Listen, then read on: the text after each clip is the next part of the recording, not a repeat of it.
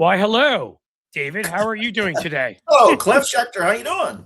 Good. That threw me off because it was like almost like a rap version of our opening song. So I We're doing guess it live. we're doing it live right now. I've got David Shuster here with me on Amped Up with Cliff Schecter. David Shuster is an Emmy Award So, Cliff, winning. I am so fired up today over Pam Bondi. Yeah, no, to be in all seriousness, Pam Bondi testified today to the House Oversight Committee here. And it's all about Epstein files. And I used to think, okay, maybe there's a way Pam Bondi can sort of thread the needle. She can acknowledge that, yeah, horrible things happen, but then she would say Donald Trump did nothing wrong, whatever it was. She delivered one of the worst performances I've ever seen from any cabinet secretary in any testimony in Capitol Hill for the simple reason. And Cliff, you know this so well. If you can at least acknowledge some basic reality and show some humanity, then you can win perhaps people politically over who are maybe in the middle. Pam Bondi was asked repeatedly, there are survivors. There are Epstein survivors in this room. Will you apologize to these survivors? Right. And she refused. She couldn't bring herself to say, she could have said something like, look, regardless of where we stand on the scandal, I want to say that you've been wronged and the system has failed you. And I'm sorry that you went through. She didn't say any of that. She refused to give any apology, offer any sympathy, any empathy whatsoever to these victims who are in the room. That's like the lowest bar possible. Right. And she can clear it. Yeah, it reminds me of what I'm trying to remember who it was. Was it Magaziner? Ira Magaziner's son, I believe. He's the congressman from Rhode Island. Did that to everybody's favorite puppy shooter, Kristi Noem, who obviously lacks empathy for all living things. And, you know, he ended up like, was it zooming in a veteran, you know, who'd been kicked out of the country and sent back, was it the Philippines or a place like that where he hadn't lived since he was like a teenager. And she had some other people she brought in and they kept, he had other people he brought in. He kept telling her, well, you apologize. Well, you said that you do not kick veterans out and that kind of thing. And like they can't, they're allergic to empathy. They can't show it. And they don't understand how much to normal people that makes them look horrible. Yes. I mean, you said it yourself. Like, again, even if you're evil, you know, garbage like they are, you show some empathy up front. And then, you know, you say your ridiculous, lying, full of shit message that they always share. And you'd still have more people say, all right, well, at least they showed some contrition. Right. But these people cannot do that because none. And then it makes, and then by that, then the train wreck gets worse because then there's Ted Lieu, Congressman from California, who says, was Donald Trump and Jeffrey Epstein, were they at parties together when there were underage girls? Now, you know, I know where Ted Lieu is going, but Pam Bondi, rather than just say the obvious, which is yes, and all the evidence shows that there were underage girls. And she could then say, but Donald Trump never had anything to do with abusing, whatever she wanted to say, whatever lie she wanted to say. She wouldn't even answer that. She wouldn't answer that question. She says, this is all a political hoax. This is just an effort to try to take away. We've seen the damn video where he's standing there. Sorry, we see the video. He's whispering into Epstein's ear or whatever that one. He does like the white man's overbite dance. And we've seen like with young girls around there, like we've seen this before. He's bragged about pageants, that he loved owning these beauty pageants so he could peek in on teenage girls. Said that on Howard Stern. Told Howard Stern that he could refer to his daughter as a piece of ass. So there's a video of him, passing a girl who looked to be 13 or 14. He's like, I'll be dating her within 10 years. I mean, there's so much of this kind of stuff out there, not to mention that he's an adjudicated rapist. Nearly 30, maybe over 30 women have charged him or accused him of sexual assault. And then you add in, I mean, I'm sorry, the predilections are there. His little jokes where he'd say, it said that Jeffrey Epstein loves beautiful women like I do. And on the young side, I mean, it's just again and again, he shows who he is. He's too stupid not to. So it's like maybe where there's not just smoke, but there's fucking 18 warehouses producing smoke from an enormous fire. There's also fire. And there's Pam Bondi throwing gasoline on the fire. I mean, she literally came across today as the most repugnant, unlikable person you could possibly imagine. And that's saying something given this group of crazy people and lunatics and miscreants in this cabinet himself with. Right. I mean, it's like you're the most unlikable and you're next to Kash Patel and Kristi Noem and Pete Hegseth. That's a fucking accomplishment. And now I'm going to have one of the most likable people, just the opposite. the great and talented and always smart Julie Roginsky. Hey, guys. Point out that Julie Roginsky is also known in certain circles as a friend of Ben Dworkin. I am a friend of Ben Dworkin. I keep forgetting. Did you guys go to like Young Judea? Where did you guys go? We went to camps together, youth groups, and all that kind of stuff. Hello, Ben Dworkin, if you're watching. Nice to young Jewish geography. You have to love it. And she's also known as somebody who is not scared to, in fact, I enjoyed it very much, called out certain CNN personalities who maybe one time were considered Mitch McConnell's word that rhymes with witch, and now she's destroyed them. And I guess maybe you may not get invited back on CNN, but it was probably worth it. I'm not weeping over that one. If CNN wants to be a bunch of little sensitive babies and not allow anybody to criticize a contributor there, then no wonder their ratings are not what they used to be. I mean, the way I look at it, you guys appreciate this. And David, you came out of the cable news world more than anybody else here, so you know this better than I do. Like, that world is over. Those guys need us a lot more than we need them. So, which is why the show that I used to be on with Scott Jennings all the time now invites all sorts of streamers and all sorts of people like Politics Girl and others to come on because they understand. They want to be relevant. So my attitude is, don't need CNN at all. They want to have me on, great. They don't want to have me on, fantastic. I will not criticize Scott Jennings for being a disgusting piece of shit. Amoral, know. And that show that he's on with Abby Phillips is literally, I mean, it's just a food fight every night. It's just 5 or 6 people yelling and screaming at each other and who can yell the loudest. There's no thoughtfulness at all. There's no depth. It is like the absolute worst of the worst of cable news. It is so pathetic. And it's like such a shame that Abby Phillips, who was once, I think, a reputable journalist, that she would be the ringleader for this crap is amazing. I like Abby, and the ratings are good. I mean, by CNN standards, I wouldn't say they're fantastic by anybody else's standards, but they're good by CNN standards. And so I think she's got the top show in the network, which is kind of crazy because of that, right? Because of that food fight aspect.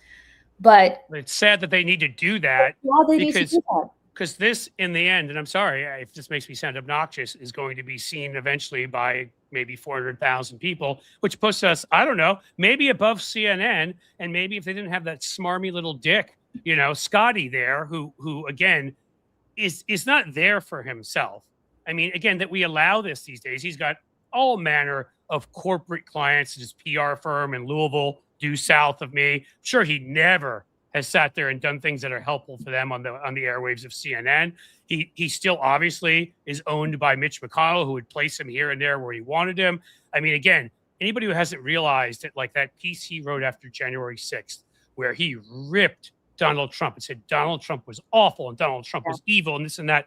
Clearly, Mitch McConnell put in a call to all of his people out there and said, I'm preparing to vote to convict, because everybody said that McConnell was at that point was going to convict. And whatever made him chicken out, as McConnell has from any other decent thing in his life, left people like Scotty in a lurch because they had written this piece to provide cover for a conviction that never happened. And now he's been left to lie and obfuscate and everything else about why he wrote that piece. I'm surprised he hasn't just said he was on drugs or something, or maybe, got hit by a car that night or whatever.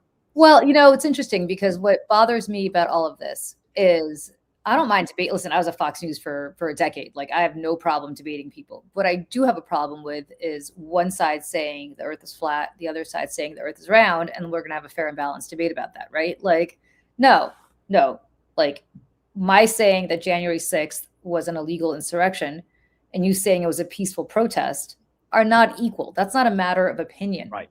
It's a fact, right? We saw what happened. People took flagpoles and tried to impale cops with it. I mean, they bear sprayed police officers. 150 ended up in the hospital. A few died afterwards, either from a heart attacks or suicide, from PTSD. And I mean, again, watch the video. If anybody considers it peaceful to beat, kick, stab, stomp, crush, any number of other things, spear with an American flag, people who are just there to protect the Capitol, you may want to reevaluate your value system.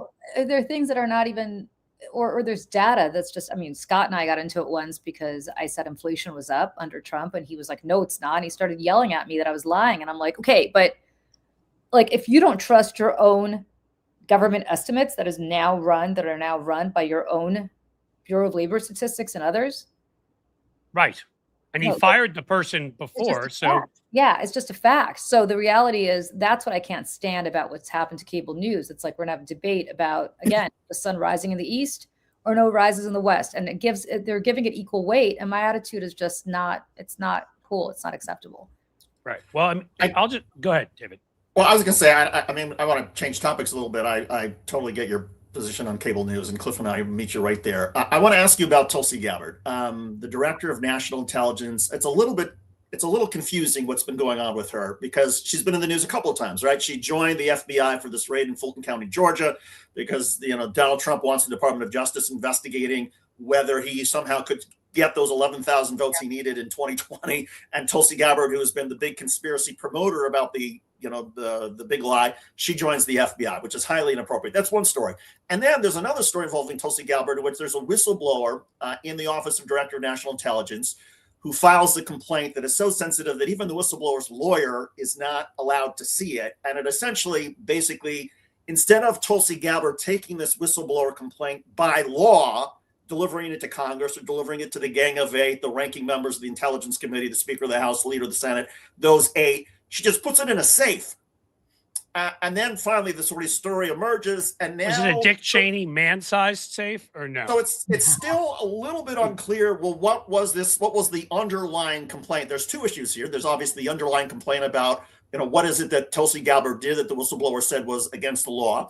And then the other question is, I mean, the cover-up, the effort by Tulsi Gabbard to try to hide this, and so what do you make of all of this? And I know you've written about it, so maybe fill in the gaps here for us. Yeah, I mean, it's unclear what to make of it, which is the big problem, right? There's a whistleblower complaint. So what we know is that somebody intercepted a conversation between 2 foreign officials talking about, it sounds like, proprietary intelligence that somebody close to Donald Trump provided. And from news reports, what's been coming out, it's not somebody who's an administration official or a special government employee, i.e. Steve Witkoff, right? So it sounds very much to me like it's a member of the Trump family, right? Don Jr., anybody? Yeah. Jared, who's been hanging out with Vladimir Putin, hanging out with Mohammed. You don't just get $2 billion from the Saudis for doing nothing. Yeah, exactly, right? So he's been hanging out in Qatar. He's been hanging out in Doha. He's been hanging out with Netanyahu. He's been hanging out with, a whole host of different people. All the worst people in the world is pretty much. So, Putin, he's been going back and forth to the Kremlin quite a bit. Could be him, could be Don Jr., could be Eric, could be Melania, could be Tiffany, could be Barron, could be any one of them, Ivanka. So the reality is it's obviously somebody like that. And apparently this so alarmed this whistleblower that he said he filed this complaint because she did not transmit this information to Congress as she was mandated to, according to the law. Instead, she buried it in a safe, as you pointed out, with lock the key behind lock and key. First of all, why? Right. Obviously, if this were a nothing burger, she'd have no problem transmitting it to Congress. So why? And second, based on her own history, that's what's so troubling. This is a woman who's been the biggest useful idiot, if not an outright asset for the Russian government that you could possibly imagine. The best case scenario is that our director of national intelligence is a useful idiot. Is an absolute moron. Yes. Who just parrots Russian propaganda because she buys into it like a complete patsy. That's the best case scenario. Worst case scenario is that she spent a little bit too much time with Assad and a little bit too much time at the Kremlin and is an asset. I don't know the answer to that. I hope one day we'll find out. But until then, we should be incredibly concerned that there is something that so alarmed a whistleblower that he said, you have to transmit this to Congress. And she said no. And I'm also wondering, because related to that, what will happen in some of these cases where a member of Congress wants to doesn't think that procedures being followed, or they want access to something, whatever it may be, they'll send a letter to whether it's the CIA, DNI. I don't know if this is the same thing, because with these guys, this literally could be another type of issue where they have exposed some intelligence. But Ron Wyden wrote a letter saying that there was something that was of grave concern to him that he had been made aware of that had not been shared through proper channels and that Congress needed access to and he directed it to Ratcliffe. So that's what I'm saying. I don't know if this is something different or not, but then did the very unusual step, from my understanding, of releasing it publicly. Like, you wouldn't release this letter publicly usually unless you thought that's what needed to be done to maybe make this happen and to make people talk about it. And that happened around the same time. So either we've got numerous intelligence issues, or Ron Wyden took a step that is almost never taken because that's how bad he thinks this is. The whole thing is incredibly troubling. And the fact that we have to sit around and guess, and Congress has to sit around and guess, is a problem. And it's also a problem because of the source of where it's coming from, right? It's not coming from somebody who has served this country without any question marks about it. This is somebody who literally, both when she was in Congress and after leaving, when she used to co-host Tucker Carlson's show or sit in for him and so on, would literally, I mean, like, I'm not joking. Sometimes I would watch, because I speak Russian, sometimes I would watch Russian television just to see what they were saying. Yeah. Obviously 7-8 hours Our ahead. friend Tulsi. Right. So they're like 8 hours ahead of us. And then or 7 hours ahead of us. And then you would hear what she would say on Tucker Carlson's show. And it was almost verbatim, just translated into English. I mean, should that not bother us? Well, it also bothered me that, I mean, one of the reasons that I heard that, I guess, the DNA's office was saying this is so sensitive is because it involved issues of executive privilege, which would suggest that somehow conversations involving the president of the United States.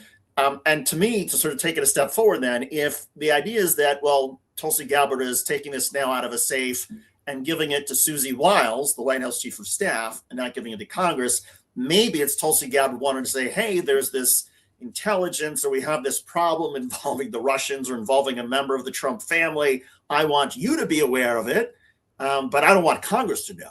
Of course. Or you could be aware of it so you could bury it. Right. And what's Susie Wiles going to do? Hey, Don Jr. or Jared, don't speak to Kushner, or sorry, don't speak to Putin. They're going to laugh her out of the room. I mean, the hierarchy in Trump world is there's the president, there's his family, and then there are the servants. And Susie Wiles is first among the servants. You know, she's the butler. She's whatever the guy's name is in Downton Abbey, who was like the head butler. But that's all she is, right? She's not really allowed upstairs of the family. And ultimately, she's like the clean version of Bannon, basically. Right. Exactly. It's like Bannon showered, you know. Okay. Sorry, so go ahead. So that's the problem. The problem is that Susie Wiles is in no position to say, hey, Jared, you know what? I know you've been cashing in like crazy off the Qataris and off the Saudis and off of God the hell knows who else with all this. And same for the Trump boys. Hey, boys, I know you've been cashing in like crazy off of World Financial Lenders, whatever the hell they're, World Liberty Financial, the crypto company. But you know what? I know you're not doing anything in exchange for that. I know they're just giving you money because you're such a fucking financial genius, despite the fact that you've never run a goddamn thing in your life successfully. Right. So which fits in well with the rest of them. Right. So what do we think is happening here? Of course they're trading on what they know. Right. Of course they are. And of course that's what this is about. Like, if it walks like a duck and it talks, I'm not a conspiracy theorist, but do we really believe that Mohammed bin Salman just gave $2 billion and decided to override his own financial advisors in Saudi Arabia, give it to Jared Kushner the minute Jared left the White House, having no experience whatsoever about running a fund? Suddenly, no, Julie, we're banishing that. I mean, I don't even say conspiracy theorist anymore, because unless it's something completely insane, they've done it. I mean, we're living House of Cards. There were things that weren't done before that are, I mean, I remember during the first term when, like, you know, Jared needed to be bailed out of the appropriately 666 Fifth Avenue property, and which Qatar could do, and we were forming a blockade against Qatar, and they magically, like, you know, and changing our foreign policy, which alarmed all these generals, and magically they're like, all right, we'll bail you out. I mean, someday, if we get through this period, you know, if everybody does what they need to do, the policies that we followed, especially foreign policy, and how that was based on who was being personally bribed, is going to be like its very own maze just, I mean, there's the people being paid off by, by at times by Qatar, by Saudi Arabia, by Russia, by China, by, I mean, hell, what's his name? Who theoretically is a Democrat. He's a criminal, Cuellar, down in Texas, was being paid off by Azerbaijan because they needed a spokesperson to say it was okay to attack and kill Armenians, an issue that I worked on. So I happen to know a bit about trying to protect Armenians. I mean, like, it's like it's open season. I mean, and Cuellar, by the way, folks, is about as much of a non-Democrat Democrat. So you should understand that besides being anti-choice and loving guns and every other thing in the world, he also is a criminal who was pardoned by Trump, and now his brother just got indicted. So it's a family affair, it seems. But I think that's what we're basically getting at here, is that what we need from the next administration is not what we got from the previous administration. It can't be just like, oh, let's move on, nothing to see here. Let's forget about it. The former guy, this never happened. Let's pretend that we're going to live, go back to the 20th century of how things used to be.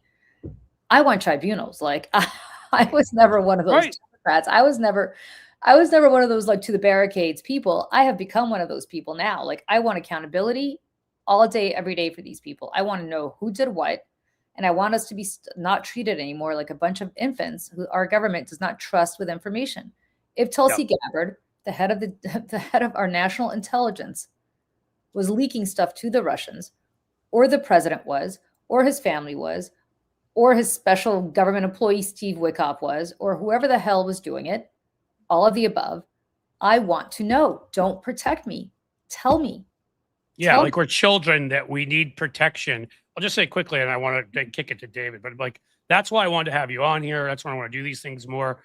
The trajectory that the two of us have taken is so similar in that I think we both were sort of, I don't know, I don't want to speak for you, but either liberal or center left, whatever that you want to call it, Democrats. And yet when I read, you're one of my, that's why you all should subscribe to Salty Politics, because it's one of my favorite reads. You're always either going after Democratic leadership for missing a moment and being, because we cannot miss moments right now to message. You're going after the fascists on the right, which is what they are, or you're going after corporate media. It's like all the same things that I think have gotten us into this mess that we all need to be speaking out about. And so thank you for doing that, because you make me feel like I'm not completely crazy. Go ahead, David. I was going to say, to bring it full circle with Tulsi Gabbard. So there's the issue with the whistleblower, and then back to the original story. She is, the main conspiracy promoter regarding the, the 2020 election.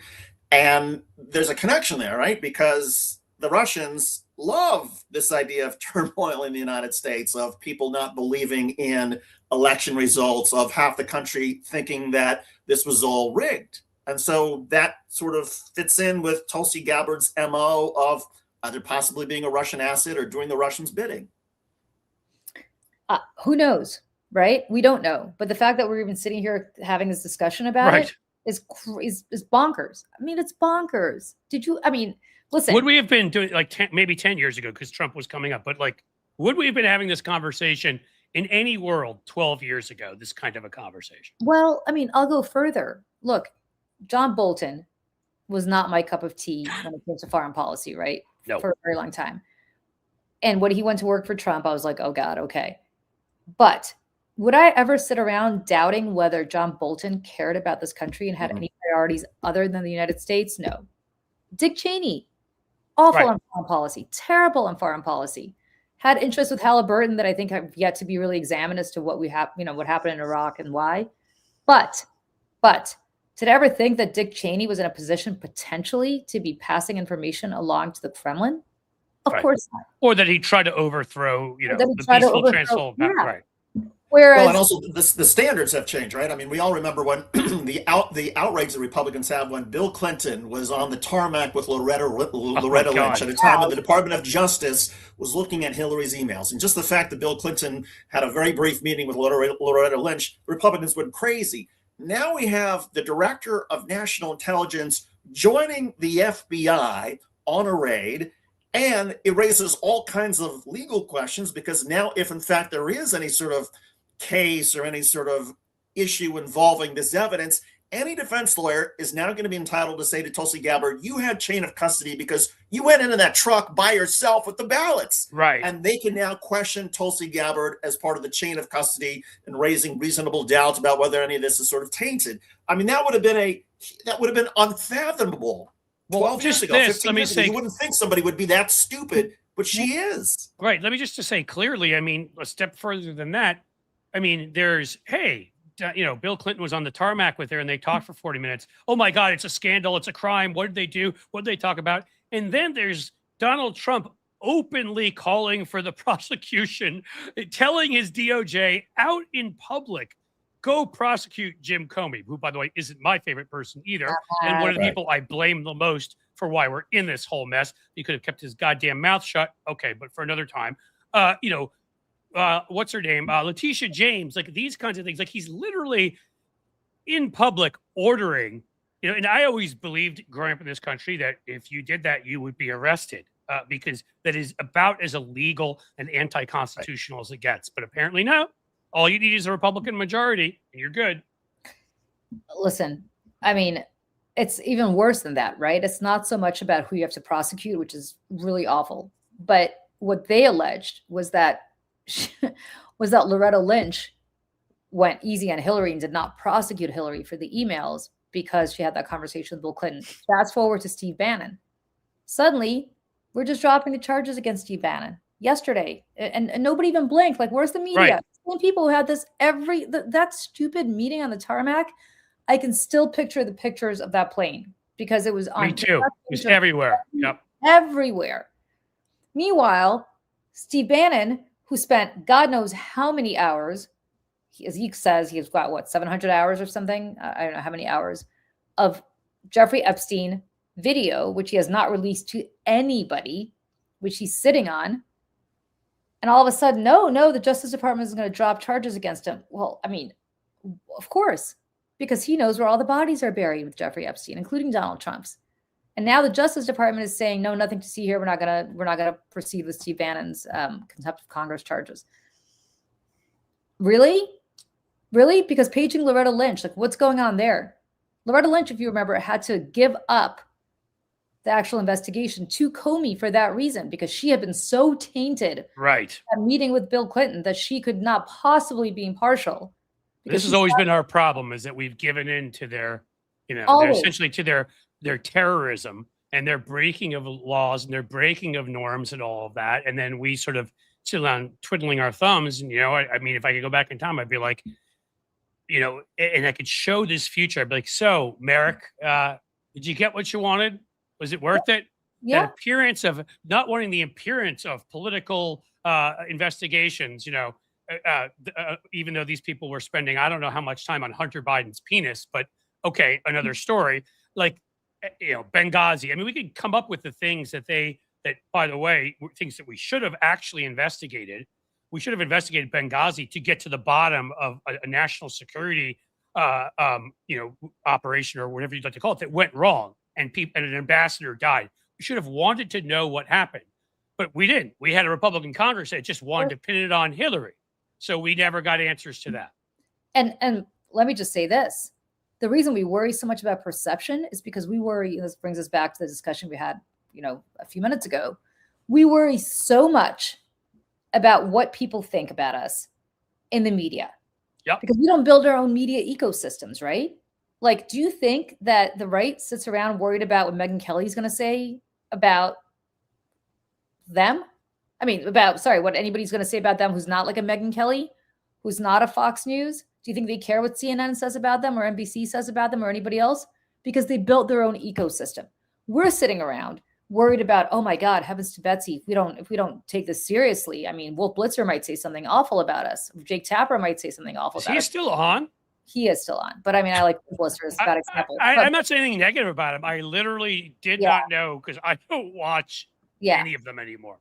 But my point is, so the point is here, what are we sitting here worried about? I don't give a shit if the media sits around saying this is an inappropriate meeting between Loretta Lynch and Bill Clinton. Yes. I don't care. And if Democrats care, then learn how to communicate so that you won't care anymore, so that you can punch back. Republicans know how to communicate. Democrats have no clue. And that starts at the very top. Oh, thank you. This is why I need you on like a lot. Because again, we both, I mean, all three of us have been in the cable world. David, as you said, most of all as a host, but we've both been in there and can speak to it. You and I on the consultant side. And now we look at these consultants that try to mealy mouth everything and sit there and get our people to say, half-assed, like, yeah, well, if the president did that, well, that would be wrong. And, every kind of subjunctive phrase they can use and every kind of just say straightforward, he's a convicted criminal. That's all he is. It's an actual fact. You don't have to, and I think one of the reasons that the messaging from the Democrats doesn't, we're all on top of it, right? But I think one of the reasons why the Democrats get away with muddled messaging is in part because they are given gifts. It's like the Trump administration fumbles the ball in their own end zone and the Democrats say, see, we did that. So for example, there's Pam Bondi testifying to the House Oversight Committee today, looking like an absolute ignorant ass and defiant and literally promoting being the absolute worst person you could imagine. Regardless of what your views are, the Epstein files, she is so detestable. And that's a gift to the Democrats, because if they were dealing with somebody who actually had some political chops and was evil, right, they could say, oh, yes, of course we apologize to the Epstein victims. And of course there were underage girls, but Donald Trump didn't have anything to do. Regardless, if she was smooth like that, then Democrats would really be in trouble. But it's almost like the Democrats' messaging of how bad it is gets lost because Donald Trump, thankfully, has a bunch of incompetent lunatics who keep fumbling the ball. And so the Democrats don't have to be as good at messaging because of that. Yes, to all of the above. What else can you say? You're absolutely right. And we have a bunch of incompetent lunatics, and we have a bunch of they're not lunatics. They're just a bunch of incompetent. They're people who think that comedy and bipartisanship gets you somewhere in this world, and it doesn't. And if you don't believe me, go back to the #1 rated show on CNN, which is the Abby Phillips show, right? They believe polling when people say they don't like negative campaigning, and it's like nobody says, like when you ask people in polls if they're racist, they're like, no, I'm not. And guess what? Most of them, a lot of the ones who say that are. Let me tell you something. I just did a poll. I'm not a pollster, but I just had a client who did a poll, right? And I specifically asked that question. Do you want somebody who's going to this is in a Democratic primary poll, right? Do you want somebody who's going to work in a bipartisan way across the aisle to get things done? Or do you want somebody who's going to stand up for their convictions, even if it means sticking it to the other side? Overwhelmingly, people said we want to work across the aisle to get things done. But friends, that sounds very good on paper. You can't work across the aisle if the aisle doesn't want to work across with you. No, it doesn't. Yeah. And then when you keep testing it and you keep going deeper and deeper, oh no, I want to stick it to them on ICE. I want to stick it to them on the economy. I want to stick it to them on the corruption. I want to stick it to them on all sorts of things. So yeah, of course you don't want to work across the aisle, because how can you work across the aisle with a speaker who today said the elections are stolen, they're going to be rigged in 2026 because the American people reject Democratic policies, and the only reason Democrats are in a position to win in 2026, despite all the polls showing what they're showing, is because Democrats will cheat. Plus, he monitors his son's porn, and I'm not willing to talk to anybody. Yeah, I don't want to shake hands with anybody who's that sick little. He needs help. Okay. So exactly. So my point is, like, how do you work with a guy like that?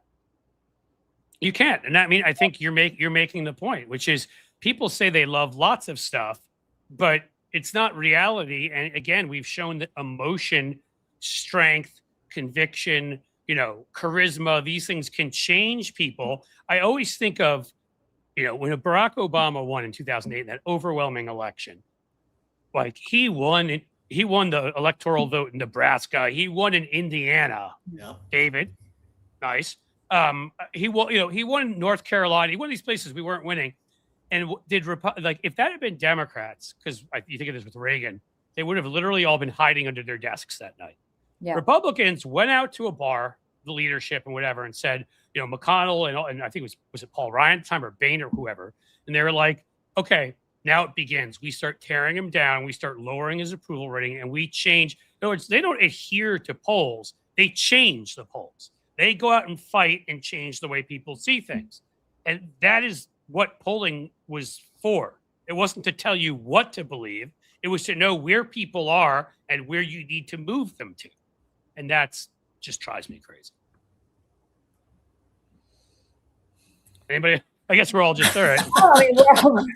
Amen. It's such a. Anybody have a drink? Yeah. That's a different show that I do. I'm sorry. I'm going crazy. I wanted to Twitch or something. So where does that leave us then, Julie? What do we do with when Mike Johnson says, the Democrats are rigging 2026, the results can't be believed. I mean, how did Democrats counter that? We shut it down. We shut it down. That means no votes for anything, not even procedural shit. They own the government. Why are we helping them govern? Because, oh my God, we can't go back to our people. We can't go back and somebody's going to accuse us of voting against Medicare. Somebody's going to accuse us of voting for food assistance. You know what, friends? You have the majority. You pass it with your votes. Oh, yep. I'm sorry, you can't do that because you need Democratic votes to pass something because you've got a couple of Congress people from Don Bacon to Thomas Massie who are not going to vote for you. And like a non-existent majority. Right. Whoops. I think it's right to something Cliff and I have been advocating, and that is the Democrats should show some spine and they ought to shut down DHS and ICE. I mean, this idea that somehow the idea that aviation security and some of the other things that Department of Homeland Security does has to be under the same roof as immigration enforcement is bizarre. No, and the Democrats say the agencies, I mean, you want to separate aviation security, that's fine. But these agencies are not redeemable. There is a culture there that cannot be fixed. We have to start over completely. And we're going to hold the money back until you do start over and fire everybody who's part of ICE. And we're going to change this. We're going to make the agencies go back to what they originally were doing when it was the Department of Immigration and Naturalization Services, because these agencies cannot be fixed. You can't just sort of say, oh, we're going to demand that they show some conscience and they're going to have some guardrails. That doesn't work. Listen, the best article I've read, I don't know about ever, but in a very long time, is this article that was in the Atlantic a couple of weeks ago, maybe a month ago, and I urge everybody to read it. And if I had the link, I put it in the chat. But it was an interview with Steve Bannon. And basically what Bannon said is he is trying to move and has successfully moved the Overton window way to the right. So I guess to people watching, way to the right. And he's doing this, he said, by taking a completely maximalist approach. He and Trump and others are taking a completely maximalist approach. And he keeps saying, and we keep waiting for somebody to stop us, but the reality is nobody's stopping us. And he's right, because Chuck Schumer started off with, we're not going to pay for ICE. We're going to not pay for ICE in this continuing resolution. And then all of a sudden, I don't know what happened, but he started to argue against himself. Well, okay, maybe if they just take off their masks.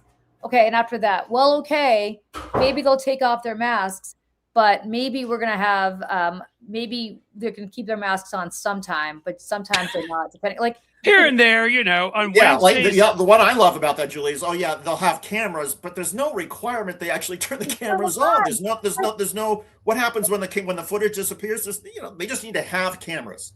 Like, that's really helpful. Are you kidding me? Are you kidding me?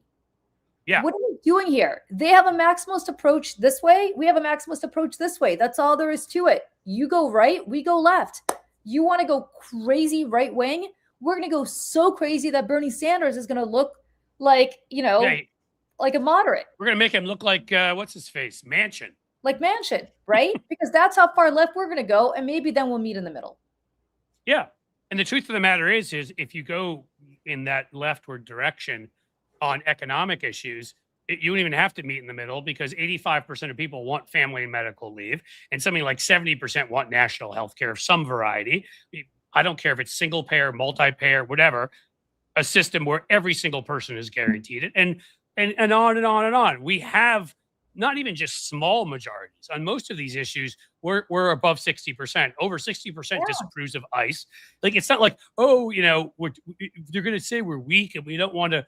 We don't want to protect the border. Well, then maybe you message it and you say, we need an organization that protects the border. It protects the sovereignty of this country. It doesn't need to be an organization that smashes in windows, kicks doors in without warrants, wears masks, kidnaps people, disappears from the countries they're not from, sends them to torture chambers. I mean, it's not hard if you just fucking explain it to people, but we won't do that. So we'll let the Republican version of, they want to defund all border enforcement.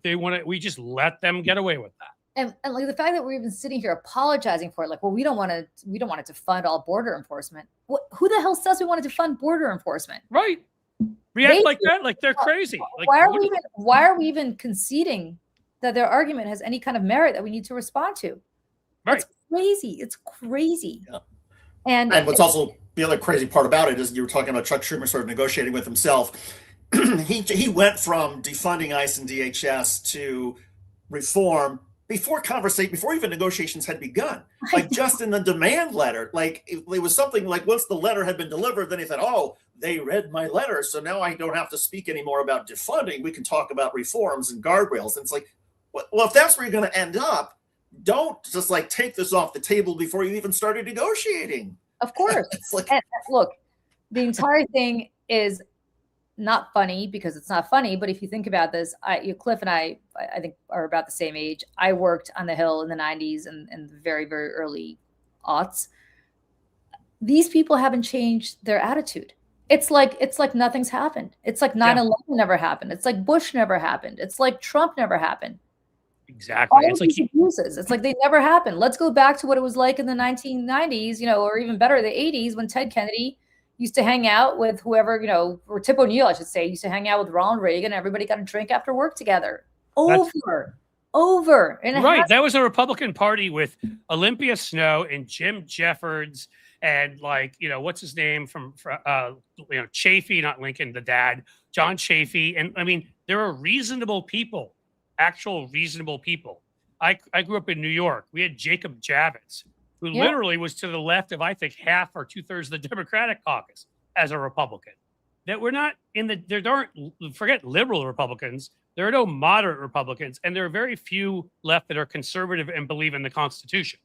And so when you're dealing with that, deal with that. But you're so right. I didn't do the Hill thing, but I was working on these campaigns, and I remember, 96 Clinton versus Dole, and we were pretty convinced we were going to win big, and we did. But I wasn't like, oh my God, if Bob Dole wins, it's the end of the Republic. You know what I mean? It was that Newt Gingrich was already starting to flap his mouth, and he was already, because of the motor voter bill, already talking about Democrats are stealing votes. That's where a lot of that stuff started, and those kinds of things. And so, yes, Gingrich was their point, their 1.0. They're already starting to sort of put poison into our system. And then it came with McConnell, and it came with Sarah Palin, and there are plenty of others, the Bush administration. But the point is, there have been so many iterations getting worse and worse and worse and worse. And like our leadership has just stayed the same. Like they're looking at the same image. Totally. And it's crazy because Chuck Schumer was around when Gingrich was there. Chuck Schumer was around when Palin was there. Chuck Schumer was around when Bush was there and Trump was there. And it's like, he's the same Chuck Schumer. Yeah. He's the same Chuck Schumer. Like, does he talk to John Thune? Do they have conversations? Because I don't see us getting anything out of it. So where's the leadership? Like, what are we getting out of this? Hakeem Jeffries, I get it. You're trying to keep together a fractious caucus. For that matter, I get it. If you're Chuck Schumer, you're trying to keep somebody like a John Fetterman in the tent. Fine. I understand. But here's the reality. You got to stand for something. You got to give people a reason to vote for you, because as I'm sure you have on my podcast, I've been interviewing a ton of people who are running for office now and coming up. And the reality is they're not committing to voting for Hakeem Jeffries for speaker, right? His entire caucus is today, and maybe he'll persuade these newcomers to do the same. But the truth of the matter is you had a special election in New Jersey last week, and you had Ana Lilia Mejia come out of nowhere to beat actually somebody who I was supporting and very good friends with, Tom Malinowski. That's the thing, is that I don't even think he was moderate. He was like kind of liberal. If I were them, I'd be scared. They should be scared shitless, some of these guys. Well, I mean, that was because AIPAC just spent $4 billion trying to kill him for literally no good reason. And then they got somebody who was who's worse. Good job, guys. That was really smart. Yeah. Heck of a job there, Brownie. But I saw an interview with Mejia, and she said she's not committing to voting for Jeffries. I just did an interview today, which we're going to post in the next couple of days, with a woman named Bree Fram, who's running for Congress down in Virginia. We had her on. Oh, sorry, you guys had her on. Of course. She wouldn't say anything about Jeffries. Yeah, I asked her point blank, would not commit. I'm glad you guys asked for the same question. She's probably sick of getting that question. Would not commit, and so on, right? And so the reality is you have all of these people who are coming up who are saying we're not committing to voting for this, because why would we vote for the status quo? What's it gotten us? Yeah. And you see it among a bunch of, and they're the ones I tend to support the most. And I definitely am reaching out to some and want to have on the show, like Mallory McMorrow in Michigan. Will not. Mallory. So great example. She wouldn't commit to voting for Schumer. She won't commit for Schumer. Zach Walz running in Iowa will not commit to voting for Schumer. I mean, you're seeing a number of these. Good. I want that to I mean, again, this isn't personal. I mean, it's personal in the sense that I'd like my kids to grow up in a democracy and you're failing, but it's not personal. Like I hate you as a human being, but leadership during times like this requires you to actually be a leader. It requires you to be strong. It requires you to stand up for something. It requires you to actually give speeches that have meaning and not give in and negotiate with yourself, as we were talking about. And I just can't stand it anymore. You see like someone like Chris Murphy, and I'm like, make him leader. I mean, and go ahead. Listen, I am a New Yorker. I have voted for Chuck Schumer many times, and I'm going to tell you right now, and I agree with Chuck Schumer from a policy perspective a lot more than you might think. Me too. If AOC ran against Chuck Schumer, I would run to vote for AOC. Coming from me, who's come up through the establishment my entire life and has worked for senators and governors, and I wish I had the wherewithal to have been one of those people who's like, to the barricades, let's upend the whole thing. But I've always worked within the system. I was wrong. That's why I said you and I are in the same place, because we're both on this trajectory where 10 years ago I would be like, yeah, I'll vote for Chuck Schumer and all of that. But the moment changed. Monopolies grew. Billionaires did more out in the open evil things. Donald Trump was elected. Like, as you said, we are not in that world anymore. And so at this point, I do the same thing because I want a fighter. And I don't care. There's some more folks that are like either center left or you might call moderate, Dan Goldman or Eric Swalwell, who are fighters. Good. I'll support them too. And I do. I'll support AOC. That's the thing. I don't care anymore. I don't care if you're, I want economic populists because that wins. But like in the end, if there are people to the left of me on certain things, I don't care as long as they're willing to speak out, be strong, take these people on, like get people behind them and get people fired up to go out and feel like we can win, all of that. And that's what leadership is. And we're not doing Cliff, did I just hear you endorse Bernie Sanders in 2016? Is that what I'm hearing? I mean, Bernie Sanders over Hillary Clinton. Is that what I'm hearing from you? Here's what I would say.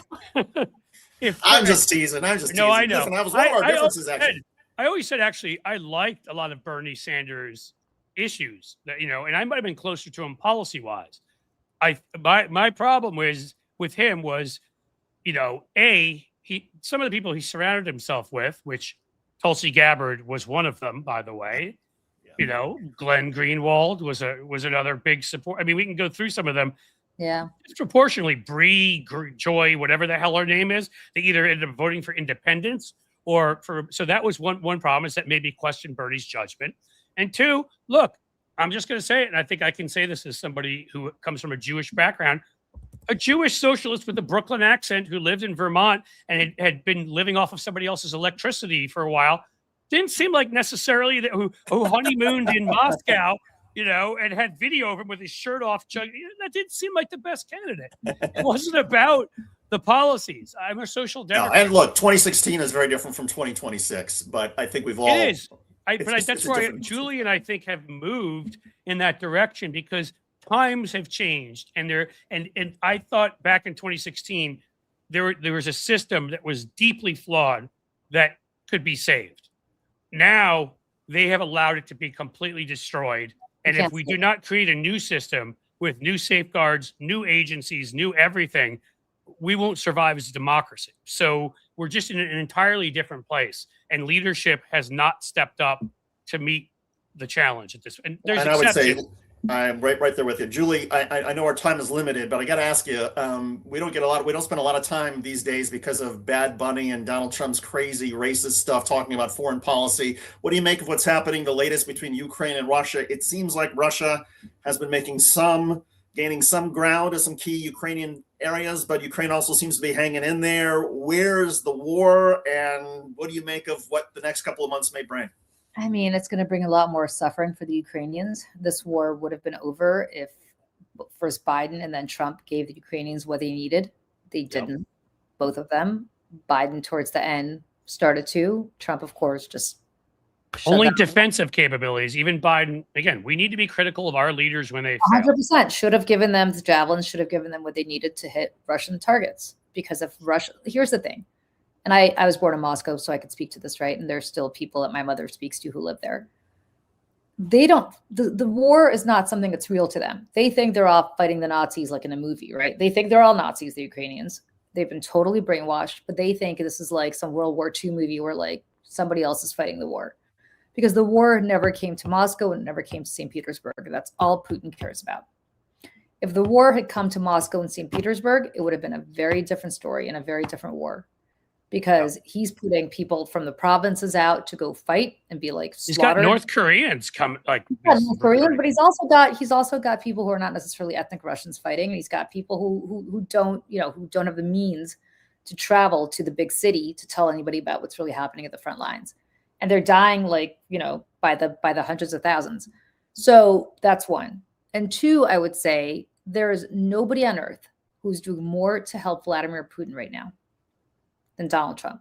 Yeah. Yep. I mean, to the shock and I guess horror of our European allies, who, by the way, need to also get a little bit of a backbone more than they already have. And the question is why? Why? Why is Jared Kushner, why are Jared Kushner and Steve Witkoff meeting constantly down in Palm Beach or at the Kremlin with Putin's bagman? Right? Like, why is that happening? A guy who used to work at Goldman Sachs, who's now basically Putin's wallet. He's the bagman for Putin. Why? Why? I'm sure it's not for any kind of money or power or anything. Of course not. It's not for money at all. Those two, never. But I mean, like, think about the what do they call it? The Mariaska, the dolls. Oh, they like to play. Dolls, yeah. They like to play with those together and eat some borscht. I think is what it I is. mean, like, you don't even need to kind of unwrap the onion, right? Or open the little nesting dolls, right? It's all out there in the open. These guys. The beauty of the Trump administration is it's not like you have to sit there and guess about what's happening.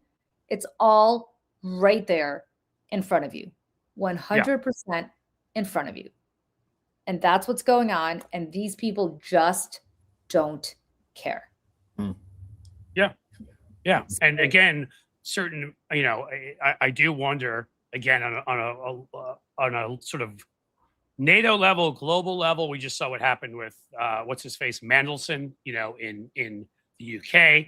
How many of these people are being blackmailed? How many of them, how many of them are just, there's a certain number of them that are just evil and want to make money from Putin, and that's cool. I don't care who you kill, but how many of them are being blackmailed because of Epstein stuff or God knows what else? And it's like, again, we're in a house of cards world. And a lot of this stuff doesn't make sense.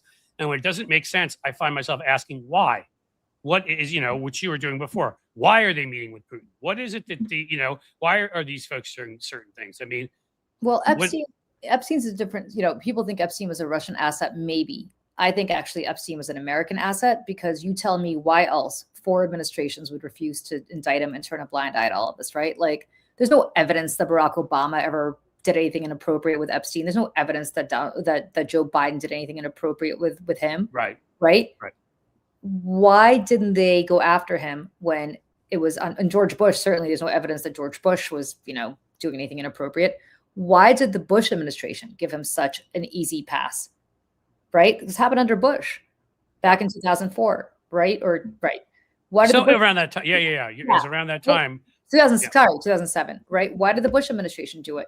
Why did Obama do it? Why did Biden do it? Why was he allowed? Listen, if anybody here in the chat or anybody on this show were on Megan's list, you wouldn't be able to buy a house within X number of feet, I think, of a school or kids or anything else. You'd have to register. You'd have to be staying and yet here's a guy who was running a known child sex trafficking ring. Right. And the guy who obviously had nothing to do with him, Howard Lutnick, just magically bought a house from his trust and was 6 to 8 steps away, as he said, that creepy, slimy video. Yeah. And so right next door. And so the question is, why did the federal government allow this to continue after he'd already been convicted, so that there was no question about who he was and what he was all about? And what you're saying makes a lot of sense. I wasn't even saying I don't know I don't know anything for sure, but I don't think he was a Russian asset. necessarily. I just I think agree the with that. KGB is very good, and they have a whole bunch of that information themselves. So they Oh, still can blackmail people, even if he wasn't working for them. You know? friends, if do Well, we not think that everybody in your, like, you don't think that MI6 or the Russian, Mossad or or Mossad or the SVR know everything that's in those Epstein files? that's Come what I on. mean. The well, blackmail. and you mentioned Howard Lutnick. What sort of I find so baffling is when Howard Lutnick gave that podcast interview, I think it was back in October, and he said, I met Epstein the first time in 2005, a couple of years before he was charged. My wife and I were grossed out by the massage table, and we said we will never have anything to do with him again. That was it. One and done. And Lutnick said one and done repeatedly in this podcast interview. And then we find out, thanks to the Epstein files, no, he actually took his family to a luncheon at the Epstein Island. He and Epstein were in business together a month and a half after that. I mean, what would go through Howard Lutnick's mind? Why would he lie so deliberately and so obviously, unless he thought the Epstein files are going to be buried, they're going to be shredded, this is never going to come out? Or what else is Howard Lutnick lying about now? Everything. Everything. All of these guys. I mean, listen, I mentioned this today on our show.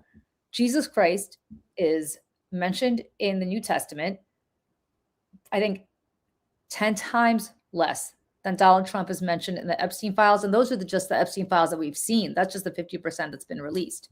That's not redacted. Yeah, I think he's mentioned fewer times in his own book that he did not write than he is in the Epstein files. I know. I mean, and it just boggles the mind at certain points, because again, it's the failure of everything and this is why I talk about these things so much, right? Like, it's like corporate media. Oh, well, Donald Trump says he's not the Epstein files, but Democrats say he's in there however many times he's really in there, right? And then Democrats will be like, Donald Trump seems to be in the Epstein files, and that would be a bad thing. And, that shouldn't happen ever. And shame on him. And we're in that same cycle of weak messaging, corporate crap from our media. And, again, like, that's why Howard Lutnick in any previous administration, or, maybe not Trump's first, but would have been at this point, it's so scandal ridden, he would have disappeared from the face of the earth. He'd be hiding somewhere. But in this one, and look, I feel sorry for Howard Lutnick. I mean, he was in charge of Cantor Fitzgerald. He lost 650 employees on 9/11. He lost his own brother. The only reason he didn't die is because he took his kid to kindergarten. I mean, the tragedy has followed this guy. There's perhaps nobody more sympathetic a figure than Howard Lutnick. And so I'm willing, starting thinking, this poor guy and his life that he's been through. But that doesn't excuse these god-awful lies and how he has behaved for the last year in the Trump administration. Right. He also said he was going to pay out widows and all this money, and never did. I mean, he's been a liar. I mean, you're right in what you were saying. I remember that day. I remember them interviewing him crying on TV on 9/11. I was in New York City and saw the plane hit, second one anyhow. I remember, all of that. And he came off as this incredibly sympathetic figure. He's crying, he's upset. And then it was a year or two later, you found out he had made none of the payments he said he was going to make, just cut them all off. And so we knew what a lying asshole he was back then. And it's only continued. Yep. I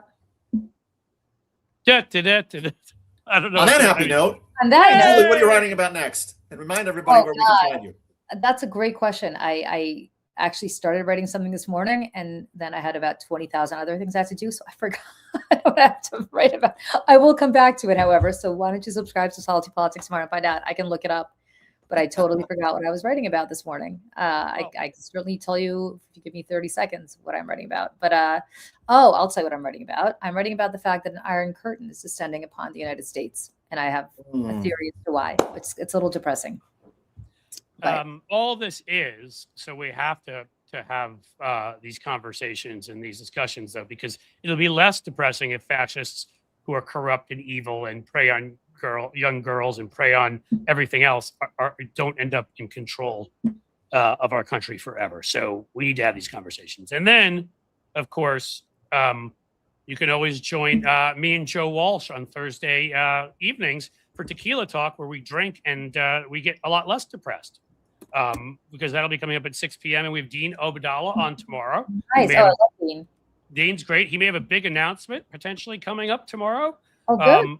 on the show at 2:00. But and also and I also say the best antidepressant, Cliff, for me is talking to people like Julie Roginsky, and another one talking to Cliff, but another one is Ted Lieu Today with Pam Bondi. Folks, look it up on YouTube. Google Ted Lieu, Pam Bondi. His exchange with Pam Bondi, it was so brilliant and so smart. And in the midst of this horrible, terrible tragedy, what happened with the Epstein, the victims and all this sort of thing, the fact that there is a Ted Lieu who's able to put Pam Bondi on the spot and expose her for who she is, it's great. He's always been great too. It's great streaming. It's a great piece of videotape. Take a look. He should be a leader too. I mean, in terms of I would put him up there. He's always been another one who says it like it is. There's no hemming and hawing, and he just comes out and does. But I'll give people one last reason is that, hopefully everything works out as it should in this universe. We'll be, we'll be doing these kinds of things with Julie much more often as we go forward, because again, amen.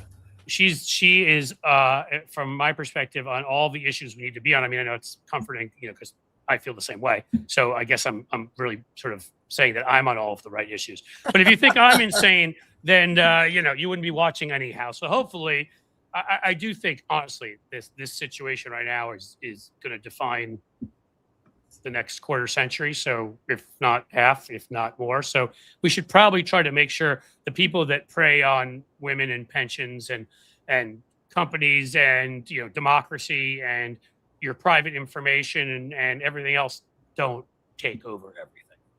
I think that's the way we do it. Is we fight them, we win, and then we'll be happy all the time. Absolutely. Happy days will be here again some point. Julie, great to be on with you as always. Thanks for doing this. I'll say hi to Ben Dworkin for you. Please. Hello, Ben Dworkin. Cliff, good show, my friend. Thank you. Thank you both for being here. Fantastic. Great show. We're lucky to get Julie here. David, he won't let me finish the beginning of the show that he won an Emmy, so I get to say it now, so you can't stop me. And, our usual sign off, my friends, as the sun sets slowly in the west, we bid you a fond farewell.